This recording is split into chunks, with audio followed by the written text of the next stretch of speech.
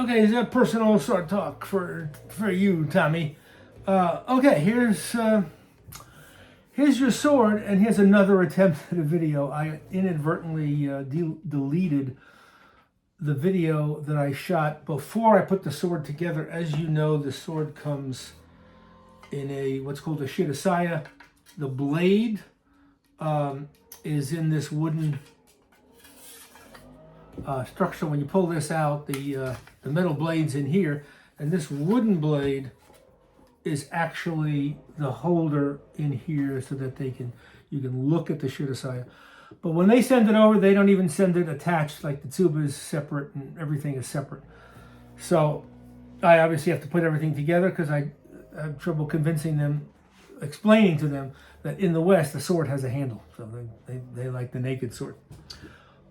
Anyway, I had shot a video of it when it was all, I shot pictures of the tsuba and so on, and then I messed it up. I shot 3 versions. I didn't like 2. I ended up deleting all of them by mistake. Sorry. All right. So this is going out tomorrow probably, but it is all ready to go. Couple of things about it. Today what went out is your binders that have the photos of it and the explanation of it. The family that has owned this for, this one I think is this the one that's 600 years old? I forget now. I've gotten a few antiques in. Yeah, this is the one that's early 1600s. So 400 years old. At some point had submitted it for what's called shinza, which is only done for antique swords, and for no new swords go through shinza. And that's this little yellow form. This is of another sword, but you've seen this before on the fittings that I've sent you, which also go through shinza. And it's a certification process that says this is the real thing. This is an antique, and it explains to you who did it and when they did it and when they were born and all that other stuff. I've translated all of that for you. That's in the binder. No problem.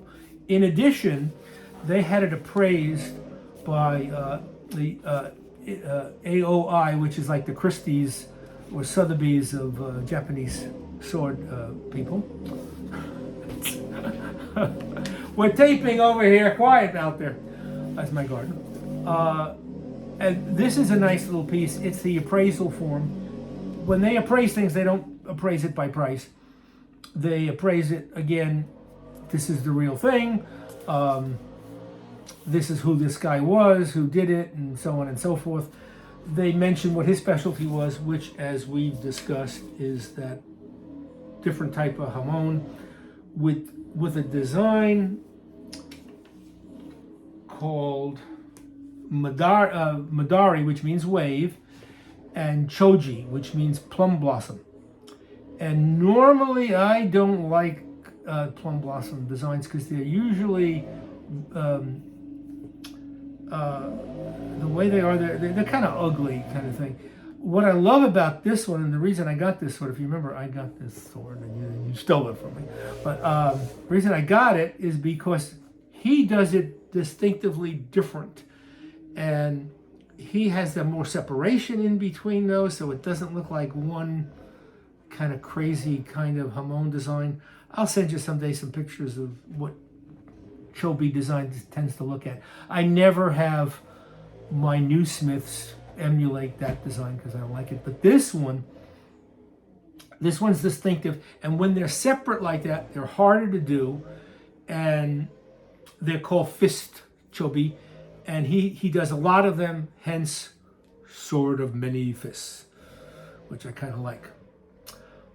His distinction also that this smith did is his Hamons always start high by the habaki and then meander down to the kasaki, which is, I think we've talked about, a very special part of the forging process.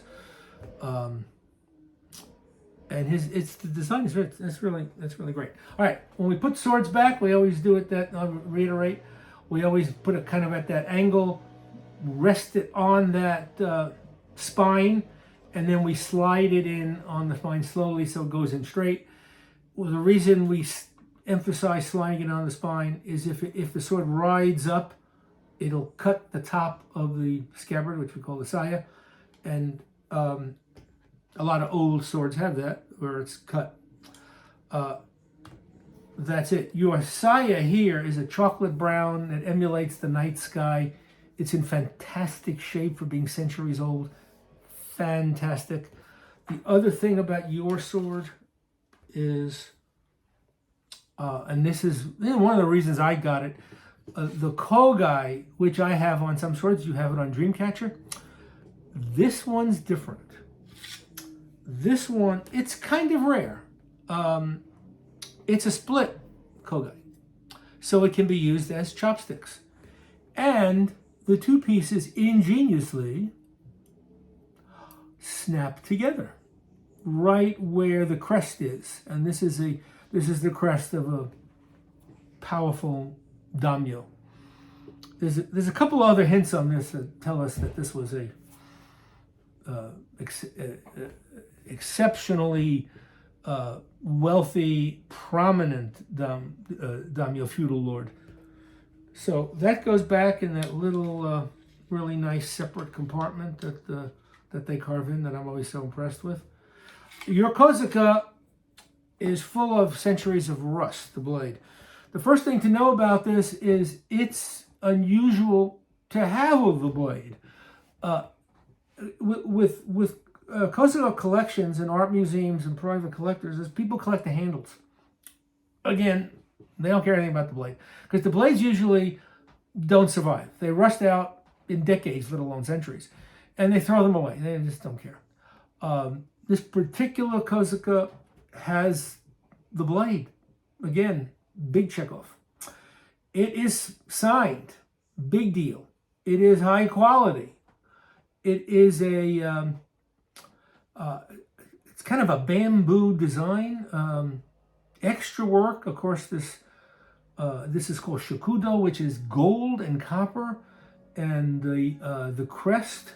I have a book, many books, on Japanese family crest. Part of the fun for me is doing research on swords. And these are 3 hawk feathers.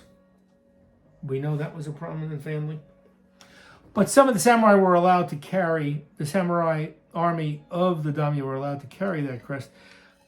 So in and of itself, that wouldn't be such a big deal. But how else we know that this was big time guy is from this period of time, early 1600s, a samurai soldier in the field would not have very elaborate koshirei. This does. First class, signed pieces, wonderful. One artist always does either end of the handle, and it's called a fushi kashira. The fushi in this one, your binder has the detailed pictures, is done in a way that I do not recall seeing. Instead of the channel being dug and the gold inlaid in, it's done like Impressionism. It's done with dots. Tiny little dots are they do the perforations in the shakudo, and then they fill them with gold. It's fantastic. However, while that's elaborate, the butt isn't. Now that's unusual because this was famous daimyo. This tells us that this daimyo, the owner of this sword, was regularly, often, in the presence of the shogun and the emperor, because you did not flash your Rolex watch or gold chain in front of the emperor that way. So this is the part that faced, when you wore it on your left-hand side, with the butt out. This is the part that faced the emperor, and try to be a little humble, which he was. Now, sometimes this is plain, but if it's a warrior, but so is this. This is a combination, so we know it's kind of special. The tsuba on this is copper, and your appraisal will mention that it's kind of a masterpiece too. It's wonderfully done, and you'll notice it. But it also carries not only the royal the crest of the house, but it carries the imperial house, and that's common too with somebody who is in the service of the shogun. So, great stuff.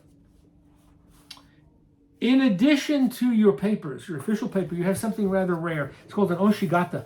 It's wrapped up really nicely and tied with this really kind of nice little bow, which is a shame to untie because you'll never duplicate how nice it is again. This is from another sword that I just got in. These are the first times that I've ever gotten an oshigata with an antique. Not done. What it is, it's a scroll that comes out, and inside is a piece of like tracing paper. And an expert, in this case, it's the world's greatest living expert, Mr. Saruta. I listed the name and sent that to you. Does a sketch, a tracing of your blade, and then he draws in the representation of the Hamon. And very few people are allowed, I guess that's the best word, allowed to do that. Nice little piece. Keep that with your sword. I think that's it. Enjoy it. I'm going to enjoy it one more day and then send it out to you.